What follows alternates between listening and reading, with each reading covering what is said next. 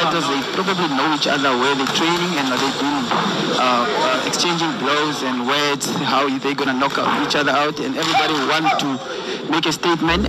Basi kule wanakijiji nao wakashukuru, wakanikamata, kunikamata ili waone sasa huyu jamaa leo ndo kaishia hapa, lete mafuta, wakanimwagilizia mafuta, wakanifunga na kamba, wakachoma moto.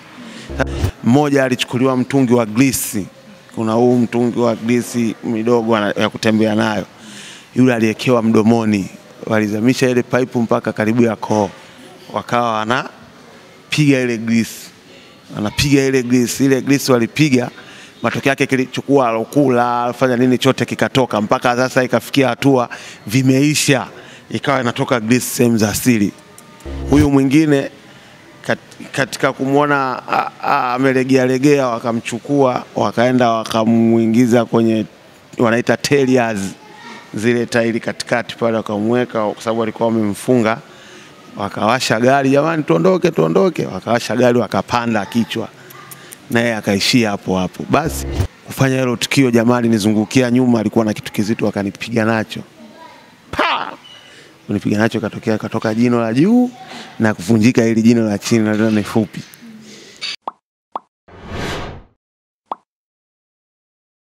Karibu sana, hii ni exclusive interview na bondia wa kulipwa anayejulikana kwa jina la Mwinyi Mzengela. Tupo katika jimu wanaofanya mazoezi na utambulika kama Mkumbange, kama sitakosea. Ipo Mwananyamala jijini Dar es Salaam. Kuna mambo mengi ya kuzungumza na huyu bondia, mtayasikiliza na yatawapa kitu, kujifunza kitu katika maisha yenu. Habari yako? Bwana salama kabisa, tunamshukuru Mungu. Mungu ndo muweza wa kila kitu mpaka kutufikisha hapa. Ndio. Majukumu yanaendaje? Kwa uwezo wa Mungu majukumu yanaenda vizuri. Tunasema alhamdulillah kwa sisi Waislamu, kwa kumshukuru yeye kwa majukumu. Tunamshukuru Mwenyezi Mungu. Bwana, huu mchezo wa ngumi ulianza lini na labda kipi ambacho kilikuvutia kuingia kwenye ngumi? Mchezo wa ngumi umenivutia, kwanza mchezo wa ngumi kwangu una historia. Una historia ndefu sana mpaka kufikia kwenye kupigana, kuwa professional boxing Tanzania na kuaminika. Historia iliyokuwepo, mimi kama Mwinyi Mzengela, yani nilikuwa mtoto wa mtaani tu, katika kuishi mazingira ya mtaani. Nimepitia mengi, nimepitia katika upolaji, nimepitia katika uwizi, nimepitia katika mambo mengi, ikafikia hatua mpaka ya kupata kuchomwa moto.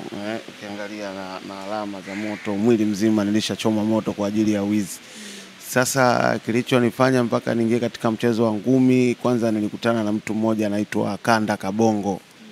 Kanda Kabongo alihamia tu mtaani kwetu, katika kuhamia mtaani kwetu akaniona tu kwa sababu ni mtoto mtukutu ambaye na uvumilivu, basi akanipenda na kunipeleka katika gym kwanza kabisa kwa Kaseba Gym. Nikaenda nikafanya mazoezi kwa Kaseba Gym. Nilipofanya mazoezi, yule bwana naye alikuwa na mapambano yake, akawa kusafiri, mimi nikawa niko loose, nimekaa, nikaja nikakutana na mtu mmoja anaitwa Rashidi Nasolo. Huyo ni askari jeshi, naye akaniendeleza katika mchezo huu pia wa ngumi. Nikacheza, yule bwana naye akapata safari ya kuelekea Darfur, ikabidi aniache tena lozi. Ndio hapo nikaenda nikahamia kwa Big Light tena, nikawa nafanya mazoezi ambayo inakuja nayo kwa Mkumbange.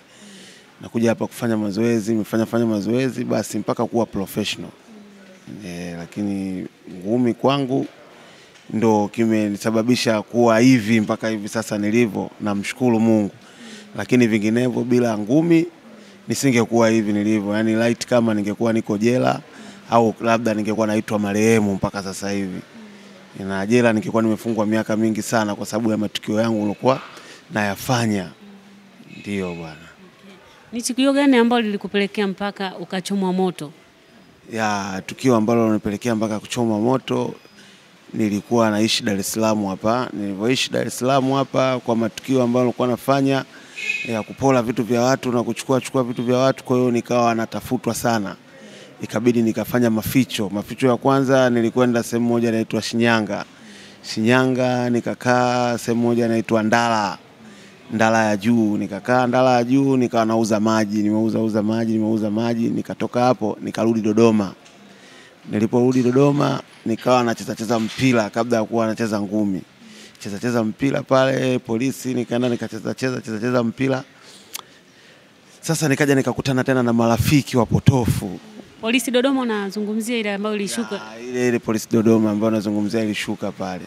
Ulicheza ikiwa ligi kuu? Pale nilicheza ikiwa ligi kuu, lakini mimi nilikuwa under 20 na wale under 20 ambao walikuja kupandishwa na mimi nilikuwemo.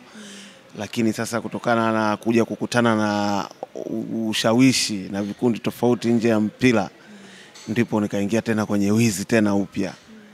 Kuona kwa nini huku nachelewa, ili nipate haraka ikabidi niingie kwenye kundi tena la wizi. Basi ndipo hapo nikakutana na ajali ya moto.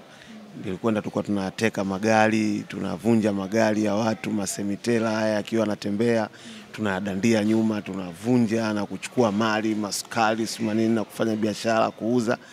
Sasa ndipo wanakijiji, maana kuna kipindi alipita RPC alikuwa wa Tabora, alitoka kwenye msiba. Yule RPC alipopita alikuta sisi tunafanya tukio. Katika kufanya lile tukio, yule RPC akasimama. Baada ya kusimama tena tulikuwa tumevunja gari ya sabuni ya Mshindi. Yule RPC aliposimama akatoa bastola akapiga juu. Kupiga juu ile bastola tukakimbia, tukawa tumejificha kwenye vichaka. Kujificha kwenye vichaka na sisi tulikuwa tujui kama yule ni RPC. Basi tukaokota mawe tukaanza kumrushia yeye akiwa na bastola, sisi tuna mawe. Tukamrushia yule. Alipotoka pale akaenda ofisi ya kijiji. Kufika ofisi ya kijiji akasema vijana wamenivunjia kioo changu cha gari. Sasa hawa vijana kwa sababu wamevunja kioo, wamekuwa na nguvu hii, na maana nyinyi mtakuwa mnawafahamu. Mimi naenda zangu Tabora, ila nataka nikirudi huku hawa watu wangu niwakute hapa wamekamatwa wote, kwa sababu mtakuwa mnawajua. Kweli kijiji kama kijiji kikaingilia kati, na serikali ya kijiji wakakusanya sungusungu kutoka mbali kwa mbali, wakaanza kutafuta na kuanza kukamata. Mimi nikachoropoka, nikakimbia, nikarudi tena Dar es Salaam. Nikaishi Dar es Salaam kwa sababu huku tena napo kulikuwa sio kwangu kuzuri. Nikajificha, nikakimbia, nikarudi tena kule. Kurudi kule nikakuta ndo kinatengenezwa chuo cha UDOM. Kipindi ndo kinatengenezwa chuo cha UDOM, nikajiunga mule kama kibarua, nafanya kazi. Ndio nikapata tena nafasi ya kurudi kijijini. Kumbe pale kijijini wameweka mtego kwamba huyu bwana akirudi tumkamate. Sasa wameweka mtego, wakawa wameweka mtego pamoja na askari. Wamekaa askari, polisi na raia wale wapo kwenye poli, polisi wamekaa kwenye poli, wakaitega gari ikawa inakuja. Ile gari ilipokuwa inakuja mimi kuiona, nikawa nimeidandia. Mara katika kuidandia niko na mwenzangu mmoja alikuwa anaitwa Mbili. Yule bwana Mbili kudandia, wale polisi wakapiga risasi, ikawa yeye amempata kwenye mkono. Kumpata risasi kwenye mkono, mimi ikawa imenikosa, nimeshuka. Sasa nikawa nakimbia. Kumbe kule ninapokimbia ndo nakimbia kwa wana kijiji. Basi kule wana kijiji nao wakashukuru, wakanikamata. Kunikamata ili waone sasa huyu jamaa leo ndo kaishia hapa. Lete mafuta. Wakanimwagilizia mafuta, wakanifunga na kamba, wakachoma moto. Sasa katika kuchoma moto wale polisi nao wakawahi. Kuja kuwahi wale polisi wasema hapana, kwa sababu hawezi kufa huyu mbele yetu sisi. Wakawahi wale polisi, wakazuia, wakazimazima, wakanipakia kwenye gari lao na kunipeleka Dodoma. Wakanipeleka hospitali ya General pale, nikawa nimeishi mule ndani kama sikosei miezi 4. Maana mikono ilijaa, miguu ilijaa, moto ulikuwa umenipiga na upande mzima. Huu mdomo ulishika, pua ilishika, yani fupi kokote nilikuwa nimeungua. Ulikuweka kwenye tile? Na hivi vyote viliganda. Yani hivi vidole mpaka nilifikia hatua nikawa nakata, badala kuwa napona hivi vidole nikawa nakata. Basi nikakaa pale General. Sasa wale wenzangu wakaona kwamba hata haiwezekani, huyu bwana tukimwacha ataenda tututaja, na akitutaja yatakuwa matatizo. Basi wakanivizia wale mabwana, wakaja wakanitorosha. Kunitolosha nikaenda nikaponea nyumbani.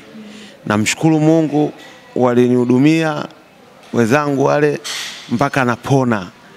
Kupona, karibia na kupona, ikabidi nipande gari kurudi tena Dar es Salaam. Na maana Dar es Salaam niliporudi nikawa niko ndani stoki nje, miguu imeganda, vidole hivi vimeganda. vimeshikamana yani, ikaendelea mpaka kufikia hatua ya kupona. Nilipopona kwanza sikuamini kama nitakuja kupona. Ya kwanza kabisa niliamini sitakuja kupona, nikaja nikafikia hatua nzuri, nikaamini nitapona, lakini sikuamini tena kama nitaweza kutembea. Mungu akajalia tena ikafika hatua ya kutembea. Sikuamini kwa sababu nilikuwa sina ndoto bado ya ngumi. Sikuamini tena kama naweza nikacheza mpira. Mungu akanijalia tena nikawa nimerudi kwenye mpira, nafanya mazoezi, nacheza, ila ilifikia hatua mimi natakiwa niwe natembea. Nikisimama unakuwa kama kuna sisimizi au nini, yani kama ni vitu kama vinatembea. Ikafika hatua kile kitu kikatoka tena. Katika kutoka kile kitu ndo nikaja kukutana sasa na huyo brother Kanda Kabongo. Kwenye mpira uliporudi ulikuwa unacheza timu gani kwa hapa? Kwenye mpira niliporudi nikawa nacheza tu Ndondo Cup tu za Uswahilini humu. Kwa hapa sikuwahi kupata timu, kuna timu tu mtaani ilikuwa inaitwa Lac Rangers. Hiyo ndo Lac Rangers ilikuwa nacheza ligi daraja 3. Nikawa ndo nacheza pale Lac Rangers na vikombe sijui ameanzisha diwani sijui nani. Nikawa nacheza pale. Mimi nacheza namba 3, nilikuwa nacheza mguu wa kushoto namba 3 au winga ya kushoto. Ndo ni nafasi yangu nilikuwa nacheza hiyo. Basi ikaendelea nikaja kupona, ndo kukutana na huyo brother sasa Kanda Kabongo. Kanambia dogo, wewe mbona mtoto mtukutu wa mtaani alafu una uvumilivu kwa haya maswaba yote yaliyokupita, mbona unaweza ukacheza ngumi na ukafanikiwa katika ngumi tu vizuri? Nikamwambia kweli brother, kweli. Akanichukua akanipeleka jimu ya kwa Kaseba mara ya kwanza kabisa. Kufika kwenye ile jimu kufanya mazoezi, nilifanya sana mazoezi kwa sababu ndo mazoezi ya ngumi ya kwanza. Nilirudi nyumbani niko hoi, ilifikia hatua mpaka nikapata malaria. Nikachukia, lakini nikakaa, akanifuata kwa sababu tulikuwa tunakaa jirani. Akaniambia hapana, uvumilivu wako ndio utakusababisha wewe utoke. Nikarudi tena gym. Nikawa nafanya mazoezi. Yule bwana alikuwa na mashindano ya kickboxing ambaye alikuwa anaenda South Africa. Ikabidi aondoke kwenda South Africa. Sasa kipindi kile mule gym alikuwa anakuja Selemani Kidunda, walikuwa anakuja kina Mzonge na huyo Rashidi Nasolo, wote ni askari jeshi. Yule Rashidi Nasolo akawa amenipenda tu. Ikabidi atoke kwa Mblati, akawa anakuja huko ananifuata. Ananichukua. Watu sasa mtaani wanamfuata, wanamwambia, "Wewe askari, utaungaje urafiki na huyu jamaa? Huyu jamaa unajua ni mtu hatari sana, huyu ni mwizi, atakuponza." Yule bwana akasema, "Hapana. Mimi huyu ndo namtaka, huyu ndo nitamrekebisha. Na huyu atakuwa na tabia nzuri tu, mimi hamwezi kuamini." Kwa hiyo bwana aliningangania, akanibana baadhi ya vitu fulani kwamba niko naye. Alikubali kulala hadi nje kwetu uwani kwa ajili ya kunibana. Nikitoka nipo naye, akitoka nipo naye. Muda mwingine anaenda kazini, maana alikuwa yuko makao makuu pale Kawe. Akitoka tunatoka wote, mimi namsubiri kwenye kibanda, anafanya majukumu yake, tukitoka hapo tunarudi yote. Basi yule bwana alipokwenda ikabidi apate nafasi ya kwenda Darfur. Kwenda Darfur tena mimi nikabaki niko loose. Nikakutana na mdogo wangu anaitwa Mbena Rajabu, naye alikuwa bondia. Akanambia, "Blaze, kwa hapo ulipofikia mimi mbona naweza nikakupeleka kwa kocha Big Light na akakukubalia na ukafanya mazoezi." Kweli nikaenda kwa Big Light. Big Light akanikubalia, nafanya mazoezi, nakuja naye hapa kwa Mkumbange, tunafanya mazoezi mpaka nikapata mechi ya kwanza. Nikaja nikashinda mechi ya kwanza kwa KO. Akanambia, "Unaweza." Nikapata mechi ya pili, nikashinda tena kwa KO. Basi ndipo hapo nilipoanza kubadilisha maisha yangu na kuanza kupata safari, maana nikapata ya Uganda, nikaja nikapata ya Malawi, nikaenda nikafanya vizuri. Nikaja nikapata hiyo safari ya Italia. Ni vitu ambavyo mimi sikuweza kuvitegemea kwamba baadaye nitakuja kuvifanya hivi vitu, maana mpaka nilikuwa nakaa najiuliza mimi lini nitakuja kupanda ndege. Lakini nikatokea nikapanda ndege. Namshukuru Mungu mpaka sasa nimeenda Dubai, nimecheza. Namshukuru Mungu nimecheza professional match nyingi na najulikana Tanzania. Na ukizungumzia katika mabondia wabishi na mimi nimo, kwa sababu nishapigana na mtu mwenye ubingwa wa dunia hapa, Sabari J, alitoka India. Alikuja nilipigana naye japo nilishindwa kumaliza kwa sababu ya mazingira. Ndio hivyo. Jela umeienda? Jela nimewahi enda. Nimeenda jela mkoa wa Singida, wilaya ya Manyoni. Nimeenda jela ya Isanga nayo nimekwenda, ambayo ipo mkoa wa Dodoma. Isanga nilikaa miezi 6, nikashinda kesi nikatoka. na Manyoni nilikaa miezi 6 pia. Sababu Manyoni nakumbuka chanzo cha kwenda jela, kuna gari tulivamia. Hiyo gari ilikuwa imebeba matairi ya baskeli, yani tuseme tu baskeli, vitu vyote vya baskeli. Tulichukua kama bendoli 50 ya vile baskeli. Ikatokea mkosi, bahati mbaya kuna mtu alituona. Akaenda akatoa ripoti polisi wakaja wakazunguka ile poli. Ndio huku na huku wakaja wakafanikiwa kunikamata wakanipeleka Manyoni, nikapata mateso. Lakini nilikana shtaka kwa sababu walionikamata ni polisi. Nilikana shtaka, na kuna mamangu mkubwa ambaye sasa hivi ni kilema, yuko nyumbani. Yeye alikuwa mwana CCM alipataga ajali. Kwa hiyo nikasingizia kwamba mimi bwana, mamangu ndo amenituma nije polini kutafuta kuni. Lakini nimekuja nakutana na haya maswabu haya ambayo mimi siyafahamu. Unatokea wapi? Nikamwambia mimi natokea Dar es Salaam. Unatokea Dar es Salaam? Nikamwambia mimi huko ni mgeni kwanza, nimekuja tu, mamangu mkubwa ndo ameniponza kama ni hivyo. Kweli nikafikia mpaka kuishinda ile kesi, nikaachiwa huru. Nikaja tena hiyo kesi ya pili ambayo ilonipeleka jela Isanga, hiyo niliipatia pale UDOM. Badala ya kuwa nafanya mule kazi, nikaona hela zinapoingizwa. Kweli kuona zile hela nikazifuata usiku nikiwa na wenzangu. Kufuata usiku nikafanikiwa kuchukua lile begi na kuondoka. Hela zile zilikuwa kama milioni 22 kipindi hicho. Nilifanikiwa kuchukua lile begi, kutoka nje nikakutana na pikipiki aina ya Jeda. Nikakata waya, nikapanda ile pikipiki, nikatokomea. Nikajikuta nimetokea Iringa. Kipindi narudi njia ya Mtela ndipo waliponibahatisha tu wana kijiji. Kulipatisha maana nilikuwa nimefuga nywele, nilisuka na nilitoboa sikio moja, nikawa na heleni. Sasa kule vijijini wakanishangaa sana, huyu mtu aina gani, mbona amesuka afu ametoboa? Hata haiwezekani.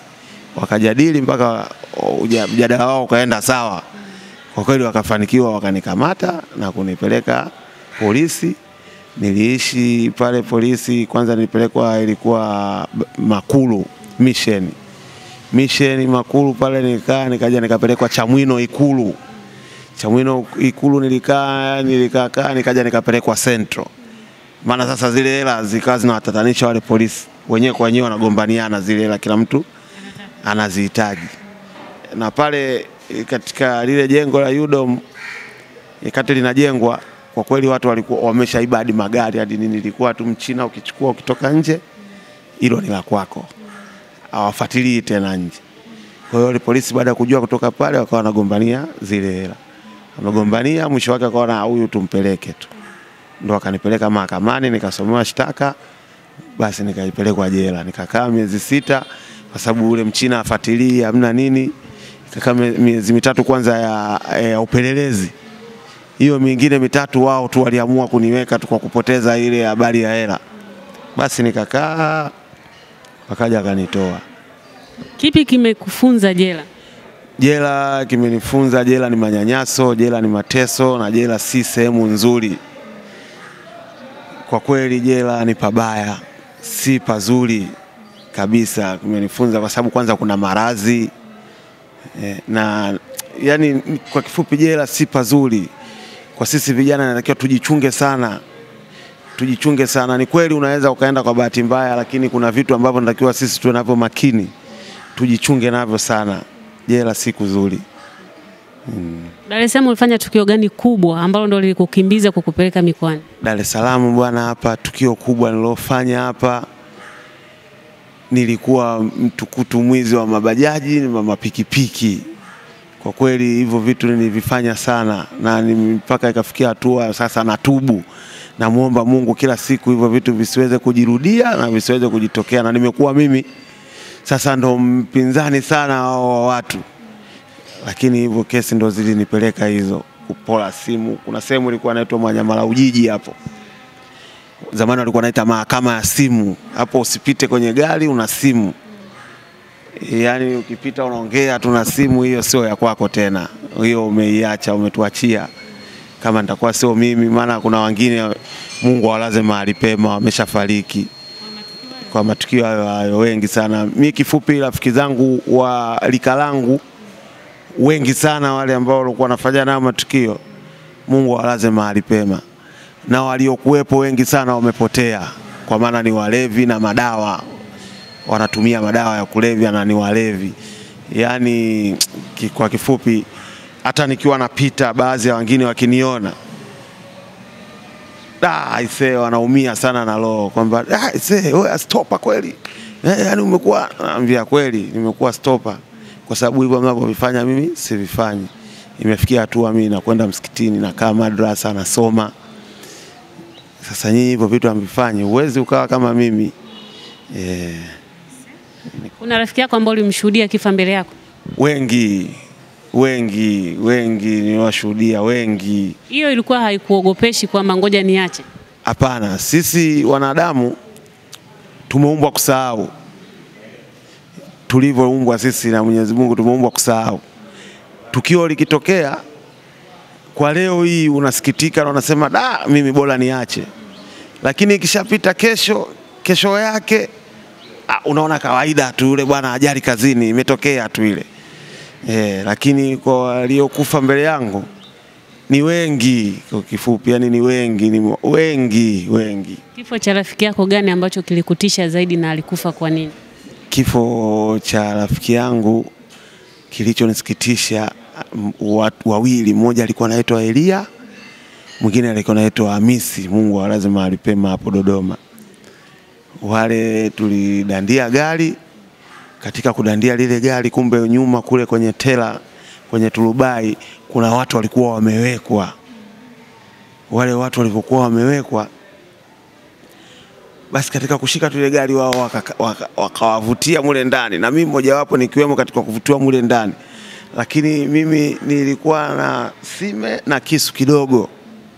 Wale jamaa baada ya kusimamisha ile gari, nikaona hapa sisi tutakufa. Mimi kwenye kuvuta ile sime ikashindikana, ikabidi nivute kile kisu kidogo.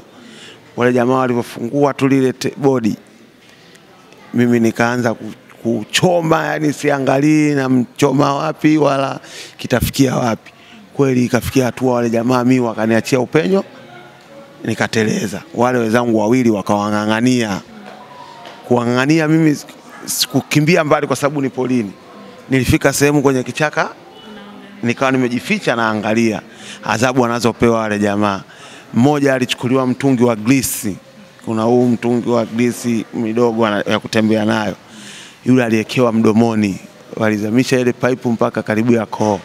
Wakawa wanapiga ile glisi.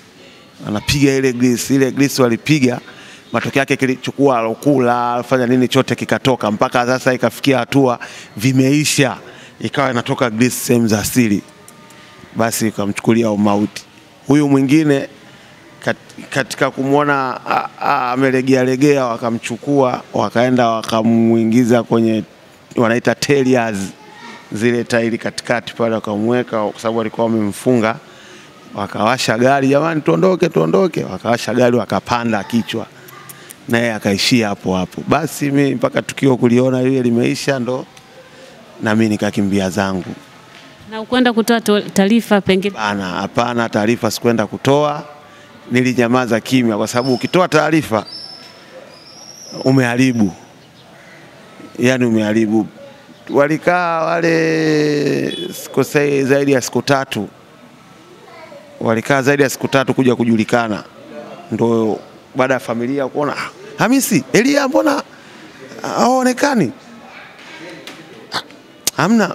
Bwana, unajua mambo ya baba, ndio kwenda kupita mababarani wanakuta pembeni, maana kipindiko barabara zilikuwa bado hazipo kama sasa hivi. Zilikuwa barabara za vumbi, ndio wanakuja wanaona pembeni wale mabwana wamefariki. Ilikuwaje mpaka ukajikuta uko kwenye matukio ya uwizi? Chanzo kilikuwa ni nini? Labda unaweza kusaidia hata vijana wengine, wazazi kutupia jicho kwa ajili ya kuangalia vijana wao. Kikubwa zaidi bwana, kwa kweli siwasingizie wazazi wangu. Wazazi wangu walikuwa wako tayari mimi nisome kwa design yoyote. Mzazi wangu wa kiume, Mungu amlaze mahali pema, alijitolea kwa kila design. Ni vishawishi na tamaa ndogo za sisi vijana mtaani. Hakuna kikubwa zaidi kilichonifanya mimi niwe na kwenda kuiba nilikuwa sina majukumu ya aina yoyote, ila vishawishi kama hivi kwenda kwenye muziki, mastarehe hayo makubwa sana ndio alosababisha, lakini nilikuwa sina jukumu lolote kusema labda nakwenda kuiba ili mwanangu asome au nakwenda kuiba ili kitu fulani kifanikiwe. Hapana.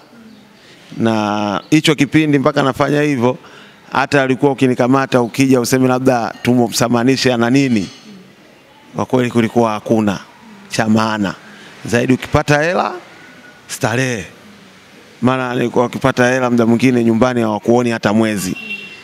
Nilikuwa naogopa kurudi hata nyumbani na hela, sababu ukirudi na hela watakukoma, ndio hela umepata wapi, umeitoa wapi. Kwa hiyo usirudi nyumbani mpaka hela iishe. Nazurula, natumia, ikiisha sasa ndo narudi nyumbani. Hela kubwa ya juu kabisa ambayo ulipata kutokana na wizi kwa shinga? Kwa hela nimeshika kwa awamu, nimeshika 5 milioni, nilishika 3 milioni. Kwa kifupi nimeshika hela nyingi, lakini kwa awamu za wizi. Umewahi kuiba simu na ukampelekea msichana wako? Hapana, simu kupeleka kwa msichana sikuwahi. Hela nimepeleka, lakini kwa msichana kumpelekea simu sikuwahi, kwa sababu nilikuwa na neno langu moja linasema simnunulii kitu msichana kupeleka, kwa sababu roho yangu naijua. Wengi sana wasichana ni waongo, unaweza ukawa uko na wewe akawa tena na mtu mwingine. Kwa hiyo nguo yangu labda nikamnunulia nikampelekea, kesho namkuta kavaa yuko na mtu, atanisababishia mauaji. Kwa hiyo hicho kitu kwangu kilikuwa kigumu sana. Heri nimpe hela yeye akanunue, ili hata kama atakuja kuniongopea, bwana nilinunua kwa hela nyingine, nitakuwa sina uhakika. Lakini nikimpelekea nikiona kabisa hivi hii nguo yangu, alafu namkuta yuko na mtu mwingine, hapo kwa kweli hicho kitu nilijifunza na kweli nilifanikiwa. Sikuwahi kumpa mwanamke nguo, sikuwahi kwenda kumnunulia nguo, sikuwahi kwenda kumpa simu au kwenda naye kununua simu, ila hela nilikuwa nampatia. Yeah. Kuna alama gani nyingine nje na ile ya makovu labda ya moto ambayo uliipata kutokana na hao matukio? Alama ambayo nilipata kutokana na hao matukio, mimi hapa meno mawili sina. Ukiangalia meno mawili sina, jino moja lilitoka kwenye ngumi, moja lilitoka kwenye matukio. Kwa sababu moja lilitoka kwenye tukio nilipigwa na, maana mimi nilikuwa nimeishi sehemu nyingi mzurulaji. Kuna sehemu moja inaitwa Kivule.